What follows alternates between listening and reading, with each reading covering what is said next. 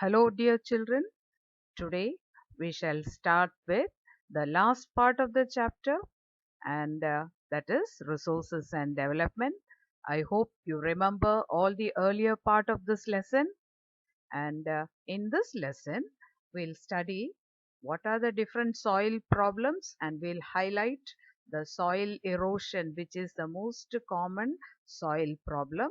Then we shall next study the types of soil erosion and a few conservation of soil measures. Now, what is soil erosion? The removal of the topsoil from one place to another by natural agencies. That is called a soil erosion. And soil erosion can be caused by various reasons. Some are human activities, and also natural factors can lead to soil erosion. It is caused by running water, wind. They are all called the agents of soil erosion. Then deforestation, overgrazing, unscientific agricultural practice. They are all the human factors responsible for large scale soil erosion. Now question comes, how do deforestation lead to soil erosion? Deforestation is the removal of trees and other vegetation which hold the soil together. When vegetation is removed, the soil surface turns loose and more easily removed by running water and wind. Now, how does overgrazing lead to soil erosion? Overgrazing of land by animals results again in the removal of the grass over a large area, making it easy for wind and running water to remove the soil. Now, what are the defective methods of ploughing the fields, unscientific agricultural practices? Yes, they can also lead the same manner. The soil in the slopes gets eroded easily by the running water and wind to cause erosion. Yes, and now how does mining also causes soil erosion?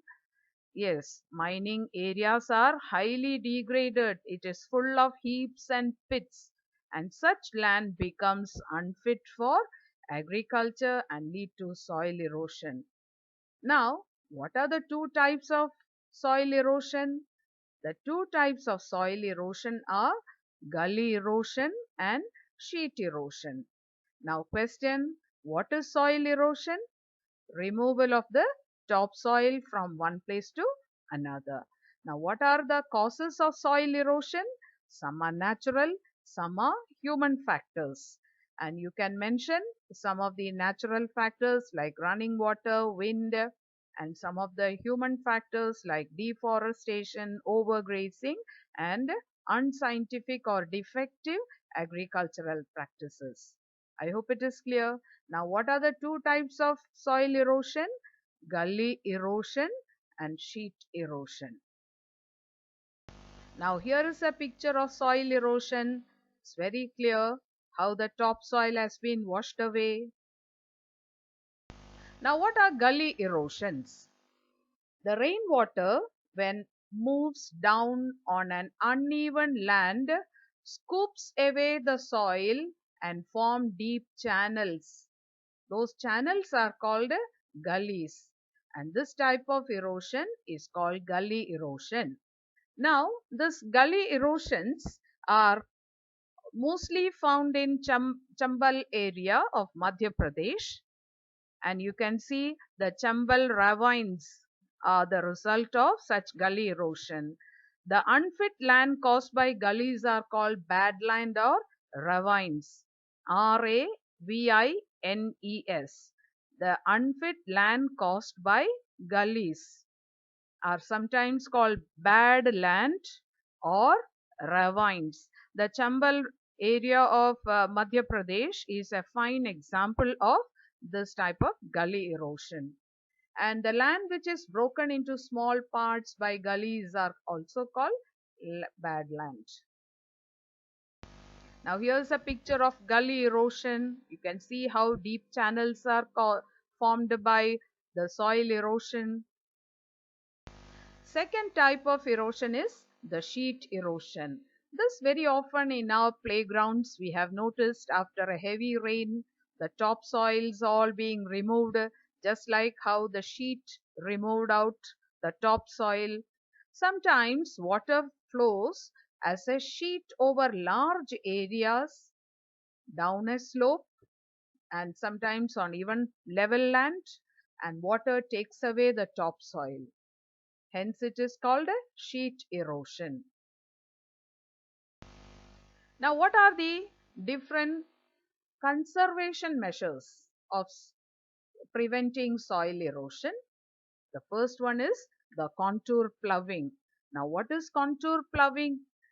The contour ploughing is ploughing along the contour lines which can stop the flow of water down the slopes. Now what are contour lines? They are the lines or the height of a hill of same height. Now like joining places of equal height. That is called a contour ploughing, and it reduces the flow of water and prevents soil erosion. The full round of a mountain which is made into a platform for cultivation. Next is in hilly areas terrace cultivation or terrace farming. That is one particular slope of the hill is being cut into different steps or terraces and then it is cultivated. Next is strip farming.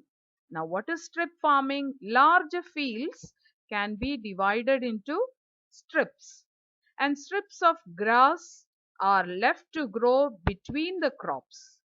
Now why is it so? Because it can break the force of the wind. Strip cropping. In large areas, it can be practiced. Next is afforestation. Now, what is the difference between afforestation and reforestation? Afforestation means adding more areas under forest cover. Now, reforestation, the area which was once under forest had been made again into a forest cover. Now this can be practiced in large areas to prevent deforestation. Now how does overgrazing of animals lead to soil erosion? The overgrazing of animals can also remove the topsoil when animals graze in large number, and the soil hence becomes loose and it is being washed away by the rain or a wind. Hence soil erosion happens. Now these are some of the causes of soil erosion as well as some of the measures. Now deforestation, overgrazing, they are all causing soil erosion. Isn't it? Human factors are there, physical factors are there, and now we have mentioned few measures, especially in hilly areas. These are to be followed: contour ploughing, then terrace farming, strip farming, then having shelter belts, afforestation, and also preventing overgrazing along the mountain slopes. Yes, in hilly areas, these all can be practiced. Now, contour ploughing. I have already told you, ploughing along the contour lines to reduce or stop the flow of water. And here is a picture showing the entire mountain slopes full all along cultivations are being done. And this is one method to prevent soil erosion. Next is terrace cultivation. One particular slope, terraces or steps are being made and cultivation being done on it to restrict soil erosion on the slopes. Now strip cropping, large fields are divided into strips. Yes, and strips of grasses are left to grow between the crops. I hope it is clear now. What is strip cropping? What is contour ploughing? What are terrace cultivations? Now, another one, shelter belt. In land resource also we have come across the same, planting lines of trees to create shelter. Between the crops, trees are planted to create shelter belts, and these shelter belts have contributed significantly to the stabilization of sand dunes, even in the deserts, and in stabilizing the desert in Western India. Yes, this is one of the method which can be followed even on the slopes of the mountains and as well as in the deserts. Shelter belts. Now, I already told you what is afforestation. Yes, adding more areas under forest. This is an attempt made to create forest cover. Then overgrazing to be avoided. You can imagine these many of buffaloes, if they go on grazing, ultimately what would happen to that land? It will become a barren land, nothing left, isn't it? So that is also to be avoided. Now, dear children, so what are the things that we have till now followed? What are soil erosion? What are the different types of soil erosion? And few measures of preventing soil erosion. Now, these measures which you have just now studied is also applicable for preventing land degradation. So, it is an overlapping answer because they all have the same points. I hope it is clear now. Dear children, is the assignment. Now, what is the assignment given? You have to read the lesson thoroughly, study. In the earlier class also I had mentioned the same. You have plenty of time at home, and leisurely go through the lesson, try to understand.